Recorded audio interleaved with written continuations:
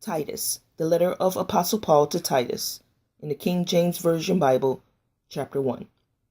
Paul, a servant of Mighty God AHAYAH, an apostle of Yeshua, Messiah, Christ, according to the faith of Mighty God AHAYAH's elect, and the acknowledging of the truth which is after godliness, in hope of eternal life, which Mighty God AHAYAH, that cannot lie, promised before the world began, but had in due times manifested his word through preaching, which is committed unto me according to the commandment of Mighty God AHAYAH our Savior. To Titus, my own son after the common faith, grace, mercy, and peace from Mighty God AHAYAH the Father, and the King and Savior and Master Yeshua, Christ our Savior. For this cause left I thee in Crete, that thou shouldest set in order the things that are wanting, and ordain elders in every city as I had appointed thee. If any be blameless, the husband of one wife, having faithful children, not accused of riot or unruly. For a bishop must be blameless as the steward of Mighty God AHAYAH, not self-willed, not soon angry, not given to wine, nor striker, nor given to filthy lucre, but a lover of hospitality, a lover of good men, sober, just, holy, temperate, self-control, holding fast the faithful word as he had been taught, that he may be able by sound doctrine both to exhort and to convince the gainsayers. For there are many unruly and vain talkers and deceivers, especially they of the circumcision, whose mouths must be stopped, who subvert whole houses, teaching things which they ought not, for filthy lucre's sake. One of themselves, even a prophet of their own, said, the Cretians are always liars, even beasts, slow bellies. This witness is true. Wherefore, rebuke them sharply, that they may be sound in the faith, not giving heed to Jewish fables and commandments of men that turn from the truth. Unto the pure all things are pure, but unto them that are defiled and unbelieving is nothing pure, but even their mind and conscience is defiled.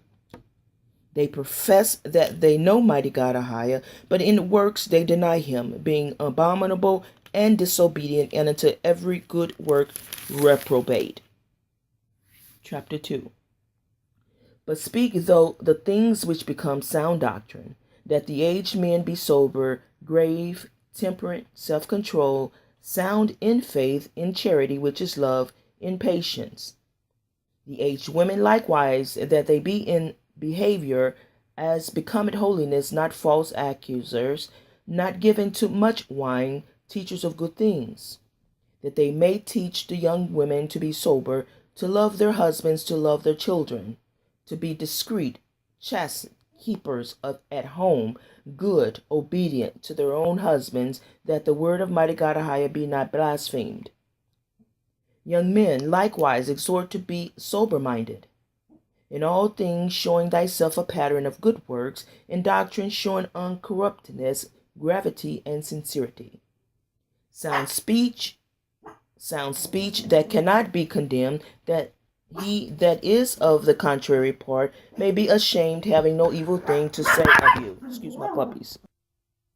Exhort servants to be obedient unto their own masters, and to please them well in all things, not answering again, not purloining, but showing all good fidelity, that they may adorn the doctrine of Mighty God AHAYAH our Savior in all things. For the grace of Mighty God AHAYAH that bringeth salvation had appeared to all men, teaching us that, denying ungodliness and worldly lust, we should live soberly, righteously, and godly in this present world, looking for that blessed hope and the glorious appearing of that great Mighty God AHAYAH and our King and Savior Yeshua the Messiah, who gave himself for us, that he might redeem us from all iniquity, and purify unto himself a peculiar people, zealous of good works. These things speak, and exhort, and rebuke with all authority. Let no man despise thee. Chapter 3. Avoid contentions.